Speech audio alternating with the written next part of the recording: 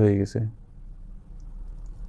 তো আমি বললাম যে হ্যাঁ হয়ে গেছে, কিন্তু পোস্টিং কেন হলো, কে করলো? হুম। তো বললো যে জেনারেল জিয়ারও সেটা খেয়াল ছিল না যে ওর পোস্টিং যশোরে আছে, সুতরাং ইমিডিয়েটলি ওনাকে বলার সাথে সাথে উনি বলছেন আমি আজকে পোস্টিং ক্যান্সেল করে দিয়ে ওকে টু ফিল্ডে দিচ্ছি। তো তো জেনারেল তো শফিউল আর্মি চিফ হিসেবে তার এসব ক্ষেত্রে কোনো ভূমিকা ছিল না, আর না, ঠিক না। বা আপনার এই যে বা ডিপটি ট্রান্সফার। চিফ ওগুলাই পোস্টিং, এগুলো ছোটখাটো ব্যাপার। তো chief looks after the promotion and other things, এগুলো তো ওইটাতে ওরা করেছেন। বা যেখানে সিজিএস অ্যান্ড ডিপটি চিফ যেখানে চাচ্ছে একটা পোস্টিং ক্যান্সেল করে দিতে, ওইটা চিফের সাইনের জন্য গেল, চিফ নর্মালি সেটা অ্যামেজমেন্টস ওকেই করে দেয়, it does not interfere in that. তো সেটা হওয়ার পরে তারপরে দেন আমিও কিছু রাজ করলাম যে ডেফিনেটলি ওরা আমাকে সেটাকে জড়াতে যাচ্ছে। তারপরে আমি তখনই অ্যাকচুয়ালি চিন্তা করে দেখলাম যে এটাতে যদি আমাকে এইভাবে ওরা করতেই চায় সিরিয়াসলি, আর জড়িত হতেই হয়, তাহলে আমাকেও আমার এই যে এক বছরের উপরে বাইরেই ছিলাম, সুতরাং সত্যিকারভাবে রাজনৈতিক ঘটনা কি হয়েছে, আর্মির ভিতরে কি এগুলা, এবং বর্তমানে রাজনীতিবিদরা কি মনে করছেন, তো সেটার সাথে আমি কথাবার্তা বলা, একটু বিকালে যখনই সময় হতো কাজের ফাঁকে বিভিন্ন লোকদের সাথে কথাবার্তা বলা, আর সাধারণভাবে আপনার রাস্তাঘাটের দোকানদার, স্ট্রিট রাস্তায় যারা আছে ওদের সাথে এমনি কথাবার্তা বলা। হুম। তো দেখলাম যে না, আমাকে যে আমি যেটা শুনেছি এসে সেটা সত্যিকার ভাবে ওইরকম চলছে, এবং তখনও তখনও আপনার পরিস্থিতি অর্থনৈতিকভাবে খারাপ ছিল। 75ও অর্থনৈতিকভাবে খারাপ ছিল। তখন কয়েকদিন পরেই, প্রায় এক সপ্তাহ হবে, একদিন জিয়াউর রহমান ডেকে পাঠিয়েছেন আপনাকে, ওনার সঙ্গে দেখা করার জন্য। আপনি এবং তো কর্নেল ফারুক রহমান না, আপনাকে কর্নেল ফারুক ছিল না। আপনারা একসঙ্গে দেখা করেছিলেন জিয়াউর রহমানের সঙ্গে মার্চের কোনো সময়? না 75-এ? না, একসাথে দেখা হয়নি। তো এটা কোন সময়টাতে? এটা এপ্রিলে আমি two field regiment take over করার পরে, যখন আমার পোস্টিং আবার টু ফিল্ডে হলো, যখন আমি টু ফিল্ড নিলাম, তখন এর পরে পরে আমি টেক ওভার করার পরে উনি আমাকে ডাকলেন। জি। তো ডাকার পরে আমি বিকালে ওনার বাসায় গিয়েছিলাম। তো বাসায় যাওয়ার পরে উনি একটা জেনারেল ব্রিফিং দিলেন যে সেখানে আর কে কে ছিলেন? সেখানে আমি আর প্রথম মিটিংয়ে আমি আর জিয়াউর রহমানে ছিলাম। তো একটা কিছু করা একান্তই প্রয়োজন, তা না হলে বাংলাদেশে আর্মির অস্তিত্ব থাকবে না। হয়তো একটা পর্যায়ে এসে আর্মিকে জেআরবিতে যোগদান করতে হবে,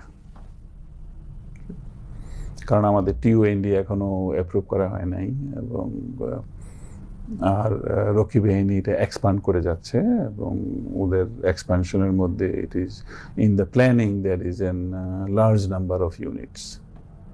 তো তো উনি মনে করেন যে ওইটা আর একটু, তখন বোধহয় উনি বললেন যে অলরেডি অ্যাবাউট 15,000 রক্ষী বাহিনী হয়েছে, এবং এটা অতি শীঘ্রই অ্যাবাউট 25,000-এর মতো করা হচ্ছে, এবং তারপরেই হয়তো আর্মিকে জেআরবিতেই হতে পারে, জয়েন করা হতে পারে। তো সব কথার মধ্যে এইটাই ছিল একটা স্ট্রং পয়েন্ট ওনার তরফ থেকে।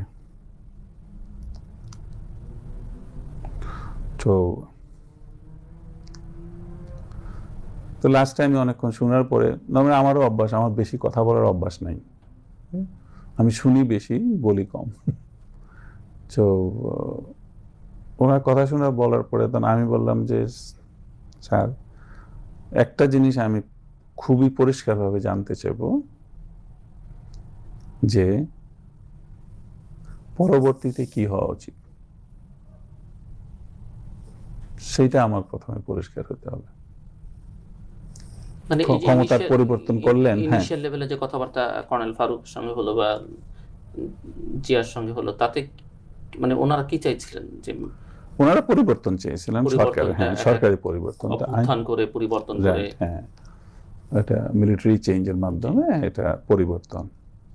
আমি বলি মিলিটারি চাইলে পরিবর্তন যে কোনো সময় রাজনৈতিক সরকারকে পরিবর্তন করতে পারে, কিন্তু আমি চাইবো যে এই পরিবর্তনের আগে আমার জানতে হবে এই পরিবর্তনের পরে কি হবে। সুতরাং এটার পরিবর্তে কি হবে ওইটাকে যদি আমি বিশ্বাস করতে পারি, ওইটার প্রতি যদি আমার আস্থা আসে, তাইলে আমি আপনার জন্য কাজ করতে পারি। আর যদি সেইটাতে আমার বিশ্বাস না থাকে, তাহলে আমার পক্ষে কোনো কাজ করা সম্ভব হবে না। আপনার ক্ষতি অবশ্যই আমি করব না, কিন্তু আমি ওইসব ধরনের কোনো কাজে থাকবো না। তো তখন উনি বললেন, আচ্ছা 2-3 দিনের মধ্যে আমি তোমাকে ডাকবো। তারপরে আরেকদিন ডাকলেন। তো ডাকার পরে তখন আমি ওনার এখানে কর্নেল তাহেরকে দেখলাম, যে কর্নেল তাহের। তিনি তখন সেনাবাহিনীতে নেই তো? না, উনি সেনাবাহিনীতে নেই, উনি তখন সি ট্রাক ডিভিশন, ওনাকে বের করে দেওয়া হয়। তো তাহেরকে দেখা, তো আমাদের তিনজনের কথা হলো। তো ওদিন জিয়াউর রহমান বেশি কিছু কথা বলেননি। তো উনি বললেন যে পরবর্তীতে কি হবে সেটার পুরোপুরি যা কিছুই চিন্তার মধ্যে আছে সেটা তাহের তোমাকে ব্রিফ করবে, তুমি তাহের থেকে শুনে নেবা, কারণ এইখানে অত বেশি কথা বলার দরকার নেই, এটা সময়ের প্রয়োজন। সুতরাং ওইটা একটা ডিটেইল ডিসকাশনের মতো, সুতরাং সেইখানে এটা ভালো। জিয়াউর রহমানের বাসায়, জিয়াউর রহমান মইনুল রোডের বাসায়, মইনুল রোডের বাসায়, যে তাহের সাথে করবো, তাহের তোমাকে পুরোপুরি একটা আইডিয়া দিবে। তো এরপরে আমাকে জানিও তুমি। হ্যাঁ, ঠিক আছে। তারপরে তাহের আমাকে ইনভাইট। তাহেরের সঙ্গে কথার আগে আমি একটু জানতে চাইবো যে সেনাবাহিনীর অভ্যন্তরে মুক্তিযোদ্ধা অমুক্তিযোদ্ধা বা রিপ্যাট্রিয়েট যারা, এরকম কোনো দ্বন্দ্ব ছিল কিনা? একটি তো রক্ষী বাহিনীর কারণে অসন্তোষ ছিল, অভ্যন্তরে এরকম কোনো সমস্যা ছিল কিনা? অভ্যন্তরে সেইখানেও একটা সমস্যা ছিল সত্যি। সেটা হলো যারা নভেম্বর পর্যন্ত ফ্রিডম ফাইটার হিসেবে যোগদান করেছে তাদেরকে বাংলাদেশ সরকার 2 বছরের সিনিয়রিটি দিয়েছে।